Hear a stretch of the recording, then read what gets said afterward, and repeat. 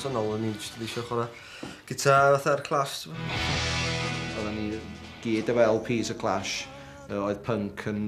ond dim fatha punk, thrash punk na'n byd fel oedd punk y Clash, chydig bach mwy classy yn y marn ni. Dwi'n cofio prynu cassette LP cynta'r Clash efo White Riot a'r single White Man in Hammersmith Palais a bob man fel a istan fan hyn yn yr union man le efo'r kit o gennau ar y pryd a just chwarae a dysgu'r gan nes o'n i'n gwybod nhw'n nghwsg. Hobi oedd fi dechrau, ti'n fo? Ond bach yn dechrau mynd yn serious, di. Dyd yn serious a well na bob arall, di.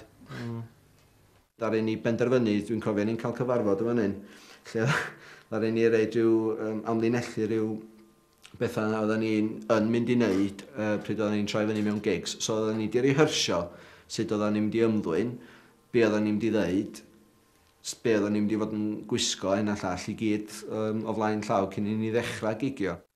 Dwi'n gwybod rwy'n cos oedden ni'n mynd siarad efo neb, oedden ni'n mynd i gigs ac oedden ni just fatha ista yn y gornol, just 4 o'n ni. A just fatha keep ourselves to ourselves. Cos gen ni fatha, sort of, bit of a battle going on, ti'n fo? Anrem, TT, fath yna, Cymbrws, usual to scene, a Griff band. Fa Cofia.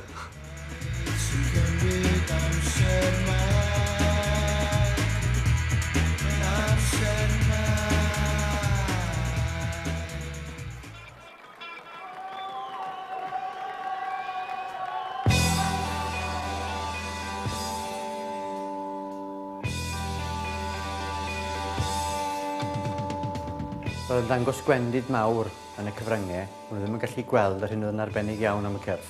Oedden nhw'n dod o gyfeiriad wahanol, oedden nhw yn onest iawn iddyn nhw eu hunain yn eu cerddoriaeth, ac yn yr hyn oedden nhw'n ceisio cyfleu trwy gerddoriaeth, ac roedd yna gwendid sylfaenol yng nghlustiau pobl nad oedden nhw'n gallu clywed yr gonestrwydd yna a'r angerdd oedd yn rhan ganolog o'i ganeuon nhw.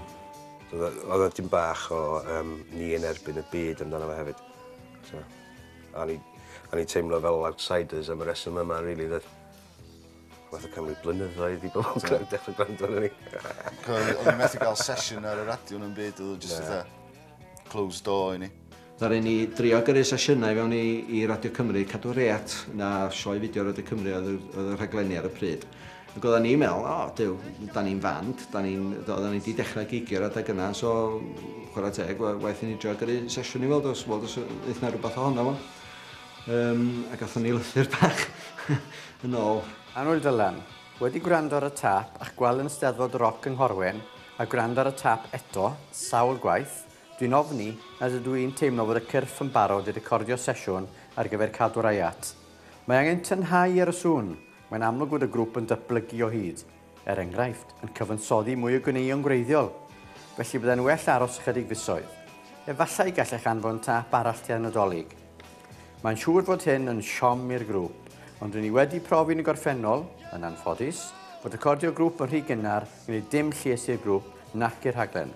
Cadwch mewn cysylltiad. Cofion, British Broadcasting Corporation, o gorfforaeth arlledu Brydeinig, Medi 28 1984. So ddaru ni benderfynu wedyn, stwffio chi gyd, nhw'n ni gario ymlaen beth da ni'n neud, a dyna'n union beth ddaru ni gigio 100,000 o gigs mewn amser prin iawn. Nes yn diwedd oedd pobl yn dechrau mynd, mae hein yn newydd, mae hein yn wahanol, be am mynd i hein yn lle mynd i sbio ar ysbryd y nos yn ysbrydio unwaith eto. Ar yr adeg oedd o'n major plus i gael un play ar Radio 1 ar John Peel nhw beth, ti'n fo? Cael break fach, di. But it didn't happen.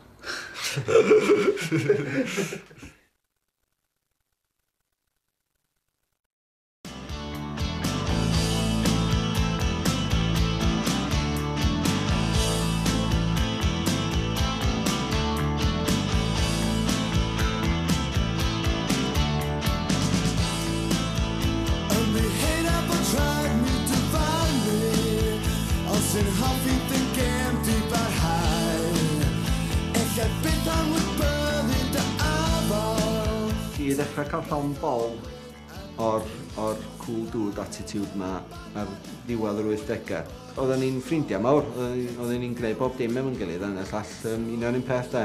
Oedden ni wedi bod rhy hir hefo'n gilydd, ddaru ni'n stopio yr rehearsals 2 fath yr wsos. Ers 1982, nes i benderfynu'r adeg yna bod o'n amhir oes i fi yn y cyrff ar ôl hynna, oherwydd bod o'n i'n doedd y wefr ddim yna fatha performance i fel oedd o ers talwm. O'n i'n cael cynigion chwarae drums efo bands o ffytynol tywyll a Rhan. Ddaru Rhys Mwyn ffoni fi fyny yn Tachwedd 87. A oedd yna rhywbeth criw bew di oedd i fyny, oedd i'n mynd i Gwlad y Pwyl. Felly oedd rhaid i ni gael drymau newydd, twa. Wel, ti di awgrymu Kendall, dwi'n meddwl, cos oedd yna eistedd yn y pub drwy amser. Ie, strymu o'r pub. Heb drums, heb sticks, ni'n byd. Bari'n dod ato fi, efo Mac. A dweud, Ei, Kens, ti'n chwarae drums? Dwi'n just dweud, na, dwi'n chwarae drums, dwi'n chwarae bwrdd, ti'n fo? Wel, dwi'n dweud fi, come practice on Sunday. Gynnu ni fi sy'n dysgu fo y cyneuon. A kind of dysgu fo basics o chwarae drum kit. Ac o pawb, well, lot o bobl yn mynd, you can't do that, so... Ond, we did.